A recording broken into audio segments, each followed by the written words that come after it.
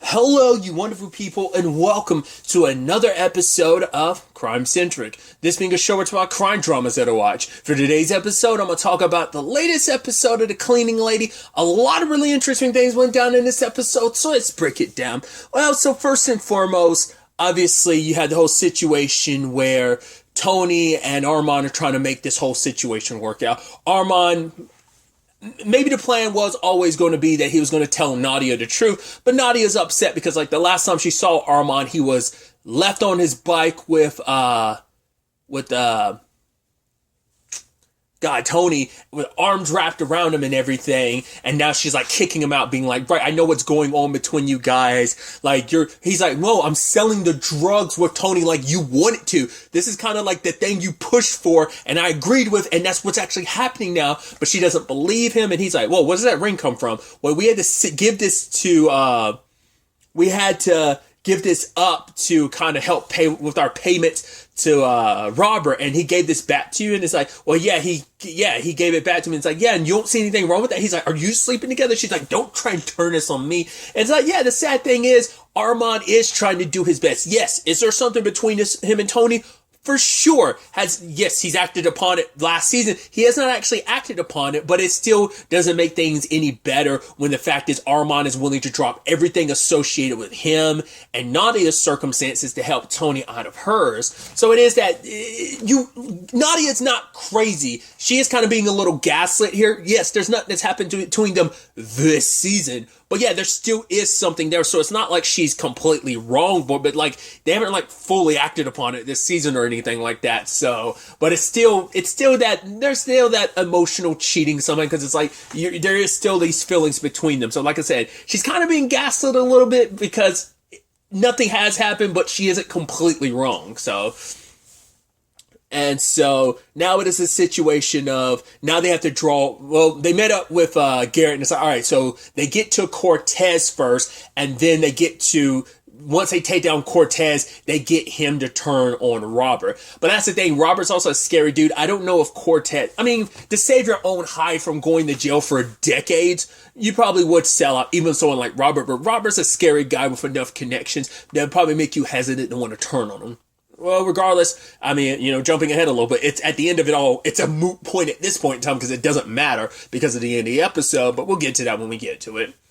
So, continuing down the tread of this whole situation, you have Armand showing up, making a whole statement about like, yo, here's this money. It's like, wait, what? It's like, yeah, it's a fifth of what Armand owes. And he went to Nadia about it. It's like, oh, why don't you guys tell me about your side hustle? And he's like, yeah, your husband just paid like a fifth of your debt. So why didn't you tell me what was what? And she was shocked because now it is that combination of, oh, so you really did sell those drugs like you said you were, but you also did it without telling me that you were going to go to Robert with this large sum of payments, and now he's going to ask like, where's this money coming from? Like, you guys must have some side hustle. So obviously the point was to draw him in with intrigue, and even to the point Tony was like, wait, you didn't tell Nadia? He's like, the only reason why it worked is because I didn't tell Nadia, because he knew by not telling Nadia, she will be complete. Like, they kind of were in this situation beforehand with Hayek, where like, she had to pretend like she didn't know. It's like, right, it makes it easier to sell the story when you're blindsided just like Robert was. When you're kept in the dark, it makes it a little easier to be like, oh, so you did do all this, so... And once again, him being so dismissive, oh, what does a cleaning lady know about medical supplies and stuff like that? She's like, in the Philippines, I was a surgeon, and he was almost like, oh, okay. It's like, I guess I just assume, no, and I guess for him it probably solidifies like, oh, no wonder Armand likes you so much. It isn't just you being a cleaning lady. Like, there's hidden talents to you that I kind of have not kind of seen the depths of who you are. So it's like, cool. They need a distributor. Hey, I know just a guy. You're going to have a meeting with Cortez and everything. And once again, Nadia's kept in the dark. And so when she goes to talk, her and Armand go back and forth because she's like, why didn't you tell me like what you were planning, that you're going to renegotiate the deal with Robert? And he's like, when would I have done that? When you kicked me out? She's like, kind of like, don't just put this on me. This has kind of been a long time coming. We've both been trying to pretend like things were what they were before. Like, before Tony came into the picture, maybe things would have been fine. But I mean, things are just complicated. And it is this situation of, And it's kind of leading down the path I figured was going to happen. I figured when it was all said and done, the lines in the sand were going to get drawn and Nadia was going to choose Peter over Armand. She has every reason to, because Peter's an old love and you're coming back into your life just when things between you and your like hubby are not that great. But even then, it's like things were kind of already on the rocks. There was always issues because of the Tony thing. The argument could be like, right, those were already underlying issues that Tony being around just brought them more to light. Who knows? Because I was about to say like he has more in common with Tony, but it's like no, based on Nadia's background. But we know how Robert, because like Robert and Nadia's story is kind of like he was able to kind of do for Nadia what Hayek was able to do for Armand. So I'm curious because it's like right, they're both kind of like rags to riches type of stories. Like they kind of work their way up to where they are. But I don't know if like by the time he met Nadia, like whether she was like decently well off. Like she's definitely not where she was before Robert, but I'm curious like where she was in the grand scheme of things when her and Armand first met, you know?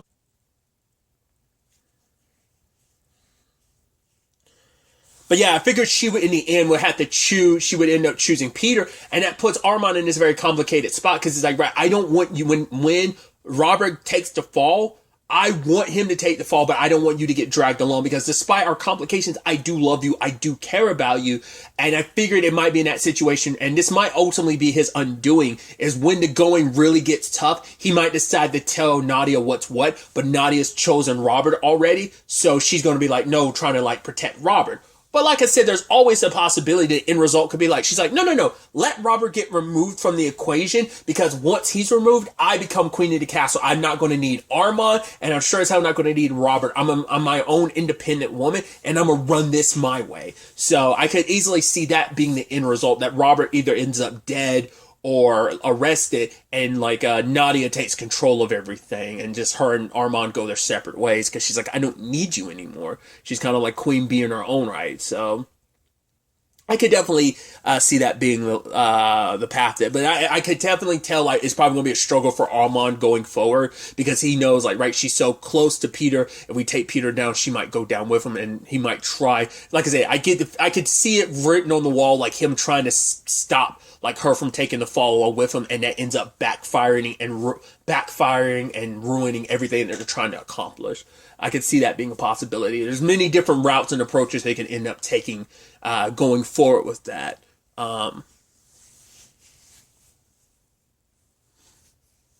It just comes down to how Nadia responds to that. Like I said, whether or not she helps Peter out or whether she takes advantage of the situation to be, like I said, the only one left standing at the end of it all. Not less like it's a mutual self-destruction type of thing. Rather, more, not really, but more so like not unless she takes advantage of the situation and gets Armand and Peter. I keep saying, I did this last episode. I don't know why I'm getting Peter. Robert. Jesus, I don't know where I'm getting Peter from. Where Robert and Armand are pitted against each other and just kind of like end up killing each other in the process. I don't know. I see that as less likely, but I figure I might as well throw that out there because, yeah, it's still a possibility. Anyway, Nadia, circling back a little bit, Nadia does say that this isn't just for Armand's, this isn't just for her sake, like, don't pretend like it's for my sake you're doing this. It's for you, because even he admitted, like, oh, I'm not going to be, like, one stuck worker underneath Robert. Because he, very much like Robert, he's very, like, Armand is very prideful, but also she's just like, yeah, like, go off with, like, Tony or whatever. Like, don't act like this is about me. This is about you. This is about your cleaning lady, you know, so... There's not much Armand can do in this moment, so, but they do go undercover, and Tony's having reservations about it, because she's like, right, we're going to be mixed up, we're going to be mixing up with, like, a big-time criminal, and what if he sees through me? So Fiona's giving her the look and feel, because it's like, right, if you can fake the look, like, by, like, yeah, like, let the disguise kind of, like, define your performance. It's like, right, with this disguise on, you embrace who you're trying to pretend to be, and it becomes real. So she plays the role. But Cortez is like, cool, we could do business, but the problem is I need Tony to stay here so I can make sure things actually go through, like, make sure everything's above board and stuff. So she's there. And the thing was, Maya was supposed to be so wrapped up with something else that she wouldn't be there. Well, sadly, Tony sticking around wasn't part of the plan. So now we're in a situation where Maya's on a crash course from meeting up with Tony. And now it's like, Garrett's trying to get in the middle of that. And I was like, here we go.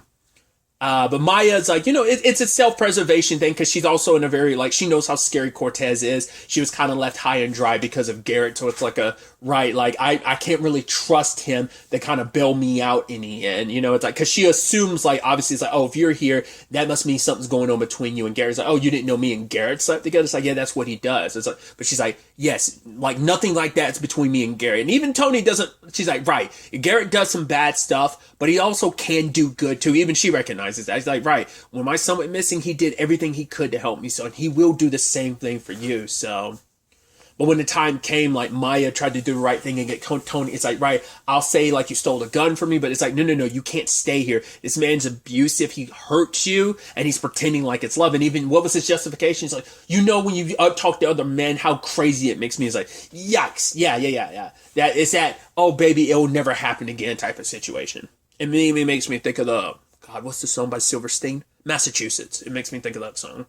Because that song kind of revolves around that, Either way, when it was all said and done, like, her pointing the gun at Cortez, I was like, she's not going to pull the trigger, because I think it's just like she has every right to pull the trigger, but I felt like, please let it be Garrett, because then it could be more justified. But I was like, the moment the gun went off, I was like, it wasn't her, it was Garrett, wasn't. It was like, and it was. And it's like, right, he didn't even have the gun, but it's like, I couldn't let him get to you. So it's like, yeah, because Garrett feels like he failed Maya already. And I was like, it's already there. All you have to do is take advantage of it. Tony's the one that's like, all right, with everything going on, thinking quick on her feet, grabbed the gun, wiped off the prints, put it in Cortez's head. The problem with that, though, is, and this is where we're going to get into the complicated stuff of it all, because I've watched enough police dramas and, like, crime dramas and police procedurals to know he doesn't have any gunpowder residue on his hands. Like, it's like, oh yeah, he might have fired it. If he had fired a gun, there'd be some gunfire. I mean, hopefully he's fired a gun recently, but, like, when you put the gun in someone's hand, like, there's no, like, there are small traces of gunpowder residue from when the gun, like, fired that lands on your hand when you shoot the gun. At least, once again, not unless that's like some TV drama BS, but I'm assuming they're not going to buy the story and everything. But it's like, yeah, and I love that Tony's the one leading charge. Like, yeah, Garrett saved her life. If he hadn't showed up, Cortez would have killed her. It's like, oh, that's gonna get. I mean, it's complicated for multiple reasons. One, well, it works out in the end for Garrett because, like, hey, Maya's safe. Two, the whole point to get rid of Peter to help out Armand was, fuck me, why do I keep saying Peter? I have got a damn problem. I legitimately don't know where the hell Peter is coming from. Robert. How the hell am I getting Peter out of Robert? I don't know. Jesus Christ, this happened last episode a whole bunch too. I don't know why the fuck that keeps happening. I'm so sorry. Robert.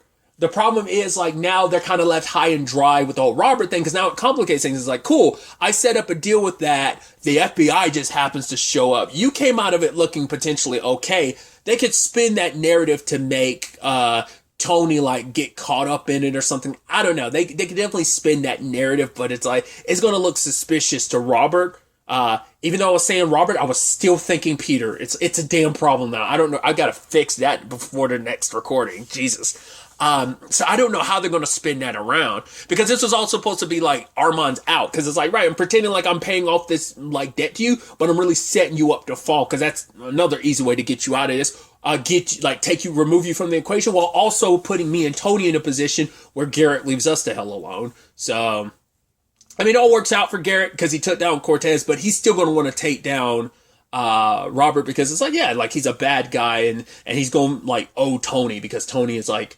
well, because he doesn't know that Tony and Armand are mixed up with Robert in that regard necessarily, because he doesn't know, like, about the debt that Armand's in, but he knows there's a connection there, but he just doesn't know, like, the full details. So he probably would still help Tony out, but especially because Tony's doing him a solid in this regard. But we'll see, because that's just it's all kinds of complicated. Because like, especially like what happens on Armand's side of things, because he was there with like Robert's people to like make sure like everything's like copacetic, and like by the time he comes back, it's turned into this whole shit show. The FBI's everywhere. You know this is going to get back to Robert, so how is he going to respond to this? I have no idea how that's all going to play out. That's like I said, it's a complete another shit show, and it's like I kind of didn't see the whole, like, until we got to that part at the end of the episode. I was like, oh, I can see Cortez getting shot and dying now. But from the beginning, I would have never thought, like, but you know, you plan, God laughs, right? Type of situation. So of course it would come down to this. Tying into all of this, the detective investigating Marco's case came back, which I brought that up previously. I was like, oh, cool. It's not even all, because when it was all said and done, I was like, well, it's not all said and done, because you still have the detective. I was like, they went through the trouble of introducing that in episode 2. I'm like, so that's still a through line. And lo and behold, here she is being like, hey, we're looking into this Marco thing. And Chris happens to be around listening to this. And it's like, yeah, that hotel manager, he up and disappeared. So it's all pointing toward him. We also know that we found some of that footage of his. So that kind of paints him in the picture of, you know, he's up to some shady stuff. You're like, oh, cool.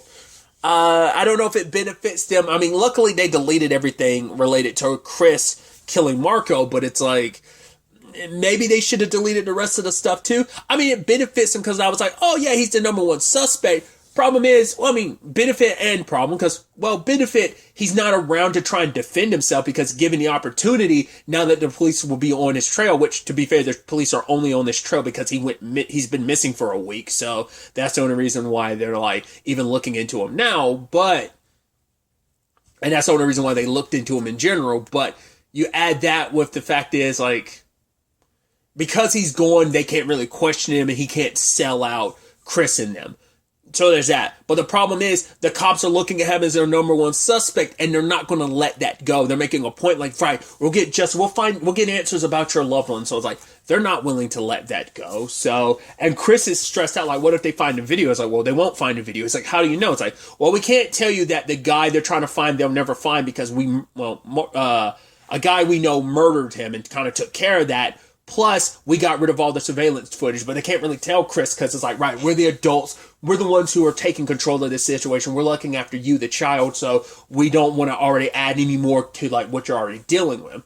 And Tony says, like, she'll make sure that they never find out. I guess, because we never heard her talk to Armand this episode about it, so I don't know whether that's a thing of, like, Armand, you need to tell me where you buried the body.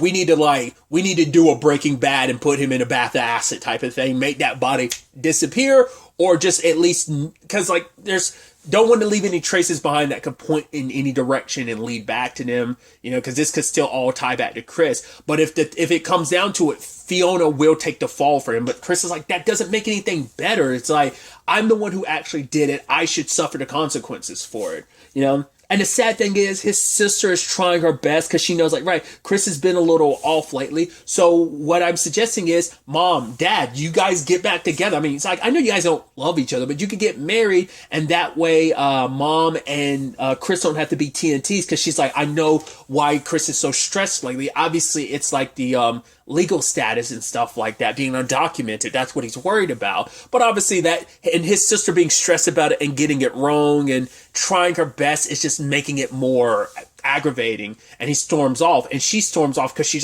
just trying to be a sister. She's trying to help. But even her dad was like, you know, I don't think my girlfriend will respond too well to that. And she's like, oh, I didn't know you had a girlfriend. It's like, your dad's only been back for like 5 minutes. So cut him some slack. So now Fiona, because she couldn't get in contact with Tony because Chris had disappeared, she ended up telling JD everything. I was like, ugh, I don't know how this is going to go. I was like, are you going to tell him everything? I was like, okay, well, you can't tell him everything, but you told him about 75, 80% of the truth. So I'm like, okay, so how is JD going to respond? Because regardless of it, Chris is still family, because Fiona is someone that he loves and cares about. It's, aside from that, that's also the mother of his child. And it's like, this is like my daughter's half brother. So it's like, no. I mean, not even, you know, why get caught up in the semantics of half? It's like, that's my daughter's brother. So it's just as much my family it is Fiona's. So I'm going to do what I can to help out. Luckily, JD got to Chris in time. Sadly, Chris did sign in, and the detective did know. She's like, huh, why is Chris De La Rosa like showing up here? It's like, does he know more about this whole thing? Because she's going to come asking questions like, oh, Chris, you stopped by the precinct. What did you want to talk about? So, but JD's telling him like, hey, you'll find a way past this. Like, it was an accident. He's like, but yeah, but what if I can't live with it? He's like, what if I can't like forgive myself for it? He's like, then that's another part of that. That's another way you'll have to find a way to kind of live with on not being able to forgive yourself. So, but you're not alone. You don't have to handle this alone. We as your family are here. And the whole Fiona and JD thing was like, yeah, he's like, I am going to be here more. I wasn't here before, but I am now. And he's like, why? Because he's like, yeah, now the question came up. He's like, I guess him and Fee never really talked about it before now. Or maybe, well, because she kept it such a tight-knit secret. Like, obviously, Chris didn't find out until last season about him not being a U.S. citizen and his mom kind of lying about it. So I guess this is kind of like JD first finding out about it, too. Or maybe, because it seems like he probably didn't know it all until Jazz probably brought up and like, why didn't you tell me about your legal status situation? She's like, well, were you done married? And he's like, well, yeah. And she's like, why? Like, I wouldn't have married a guy who didn't love me. He was like, who says I didn't love you? He's like, the fact is you try to handle everything on your own. And you kind of, because she didn't want to drag it because he was already like shipping off to, I think, Afghanistan. It's like, I didn't want to put you in that position and I was going to handle it on my own. And I think it's a byproduct of her upbringing. Because once again, like, Marco's the one that was able to their parents let him slide. He was always like the one that they kind of like coddled a little bit. So she's the one that's always had to struggle to kind of do things on. And I think it's kind of ingrained in her. Like, I have to be the one to fix my own issues because I'm the only one I can really fully rely on. Like, yeah, she has Tony just because like they're in the middle of all this together, but it's still that thing of she still has this instinct to kind of work on things alone. But JD's like, if you not telling me back then, you never gave me the choice. You know, you took away my choice. I could have made that decision whether or not what I was going to do about like us, you know, and your legal status. If you had trusted me enough, but you trusted me with this, I'm going to make sure we get through this together. So they have that benefit. Granted, once again, they don't want to tell him everything. Now that the detectives are looking into the hotel manager, that's probably going to come up to JD being like, all right, well, we got this guy. We can pin it on it at the very least. It's like, yeah, we do. But the problem is he's dead. Do we tell JD that? Most likely not. So it's like, right, you can tell him some of the truth. You can't tell him all the truth. Just like you can't tell Chris all the truth. So it puts you...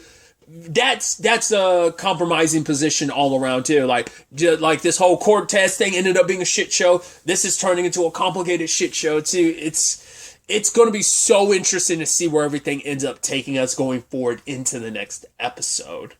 But really, that's all I'm going to talk about. Till the next time we meet, be happy, be safe, live life to the fullest, and enjoy it. Good day and goodbye.